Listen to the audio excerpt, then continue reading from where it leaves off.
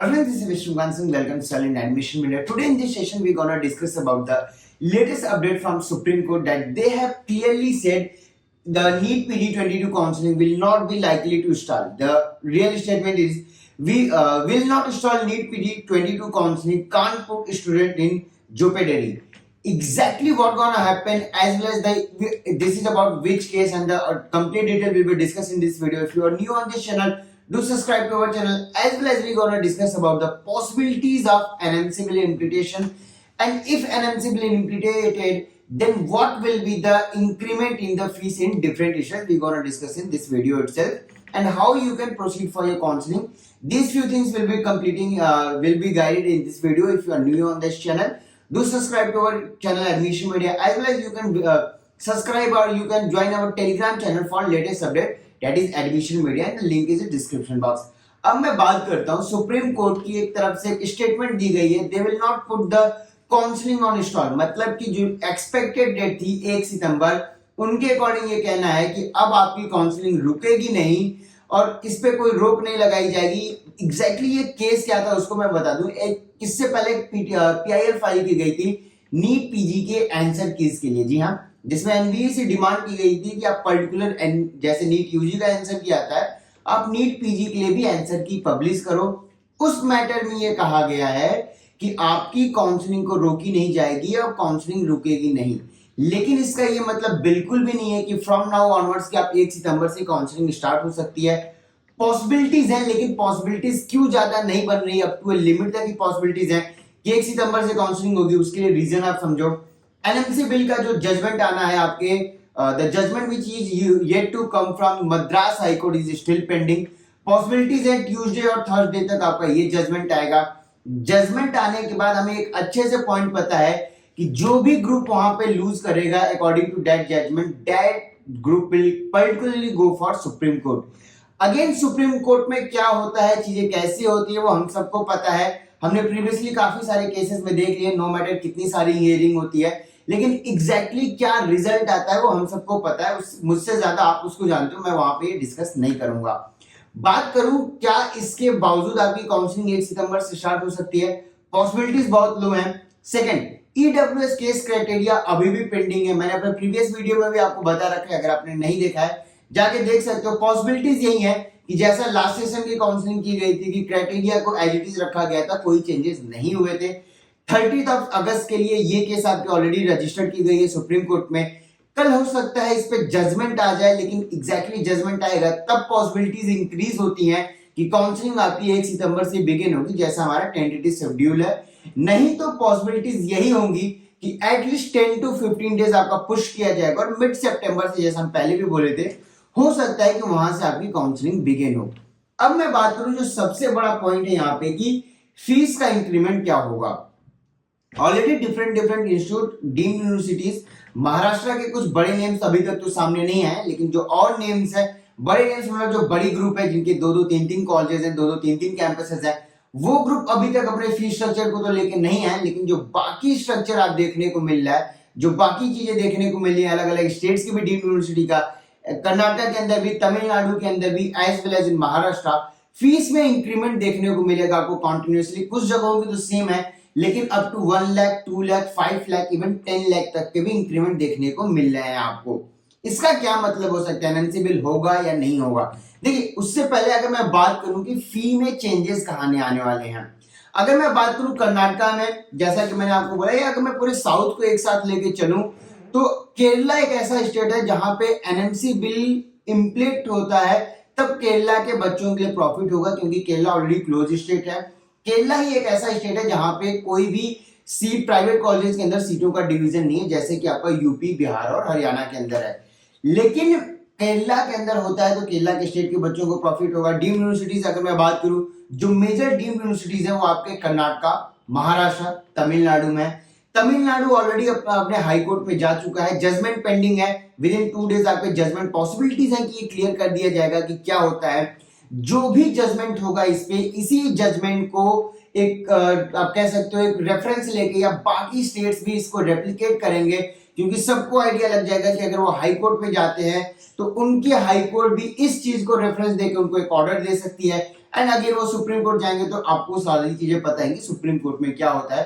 Possibilities ये भी हो सकती है कि एक ऐसा भी जजमेंट आ जाए, आई एम जस्ट सेइंग, ये ऑफिशियल स्टेटमेंट नहीं हो सकता है कि एग्जैक्टली यही होगा या हमारा इंटेल नहीं है, जैसे पॉसिबिलिटीज की मैं बात कर रहा हूं कि सुप्रीम कोर्ट कह सकती है कि इस बार की काउंसलिंग एज इट इज होने दो, नेक्स्ट सेशन से हम इसको देखेंगे, जैसा कि ईडब्ल्यूएस केस में लास्ट ईयर हुआ था।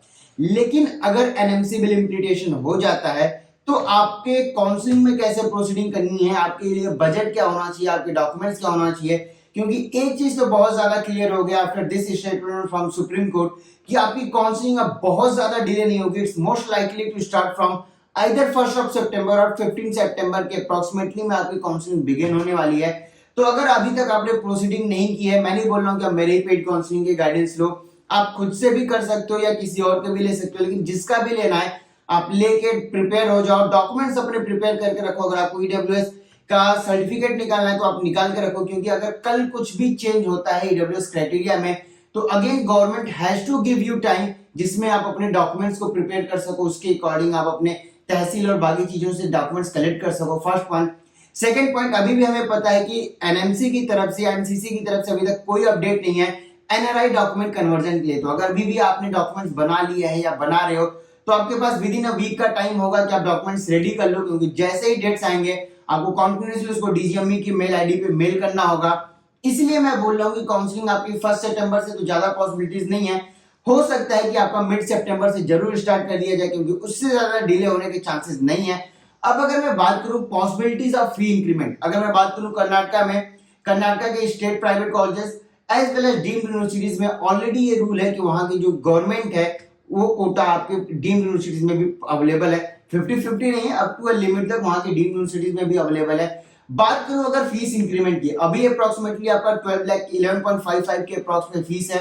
वहां की स्टेट बॉडी या वहां के जो प्राइवेट कॉलेजेस है जिससे हम कनेक्टेड हैं, जिनको हम जानते हैं, जो हमारे अकॉर्डिंग वहां पे न्यूज़ आ रही है वो यही है कि they have asked for 20% increment in the fees. But हम सबको पता है कि 20% इंक्रीमेंट नहीं होगा, तो वी आर एक्सपेक्टेड एट 10% का इंक्रीमेंट देखने को मिल सकता है आपको कर्नाटका के स्टेट प्राइवेट कॉलेजेस के अंदर। पंजाब ऑलरेडी नोटिफिकेशन क्लियर कर चुका है कि वो अपनी फीस नहीं इंक्रीमेंट करने वाला है। जो सबसे बड़ा पॉसिबिलिटीज है, जो सबसे बड़ा चेंजेस आएंगे वो आपके आएंगे यूपी, बिहार और हरियाणा में, क्योंकि यहाँ के स्टेट प्राइवेट कॉलेजेस की काउंटिंग बहुत ज्यादा है। अलग अलग ओपन स्टेट होने की वजह से सारे स्टेट्स के बच्चे मिड रैंकर मेनली जो थे वो कब यूपी बिहार में पुश करते थे और काउंसलिंग अपने अकॉर्डिंग चीजें फिल करके। यूपी अगर आपको याद होगा लास्ट सेशन में इन्होंने अपने सीट रिजाइनिंग के लिए रूल भी चेंज किए थे कि अलग अलग स्टेज बनाए थे। इस स्टेज पर अगर आप इनकी फ्री वैकेंट कर सीट वैकेंट करते हो तो क्या चार्जेस आपको पे करने होंगे, लास्ट राउंड तक जाते हो तो आपको पूरी फीस देनी पड़ेगी, नो मैटर आप सीट लो या ना लो या ड्रॉप करो। तो ये सारे रूल्स इस बार पहले से क्लियर रहेंगे, क्योंकि बहुत टफ काउंसलिंग होने वाली है इस बार की, काफी ज्यादा फास्ट नैप होगी। तो अगर आप पहले से डॉक्यूमेंट्स और बाकी चीजों को प्रिपरेशन नहीं रखते हो तो लास्ट मोमेंट पे आपको टाइम भी नहीं मिलेगा कि आप किसी चीज के लिए सोच सको या किसी स्टेट के बारे में सोच सको। तो यहाँ पे आपको, मैं नहीं बोल रहा हूँ कि आप पेड काउंसलिंग के लिए जो आप खुद से भी कर सकते हो, हमारी वीडियोस में आपको इस लेवल तक तो हम गाइड कर देंगे एग्जैक्टली कि आप खुद से भी चॉइस फिलिंग करके बाकी चीजें कर सकते हो। लेकिन सबसे बड़ा प्रॉब्लम उन ग्रुप्स के लिए आएगा या सबसे ज्यादा प्रॉब्लम उन बच्चों के लिए आएगा जो खुद से चीजें करते थे और मिड रैंक करते, यूपी बिहार में जाके खुद से अप्लाई करते थे, काउंसलिंग देखते थे और वहां पे अलॉटमेंट लेते थे।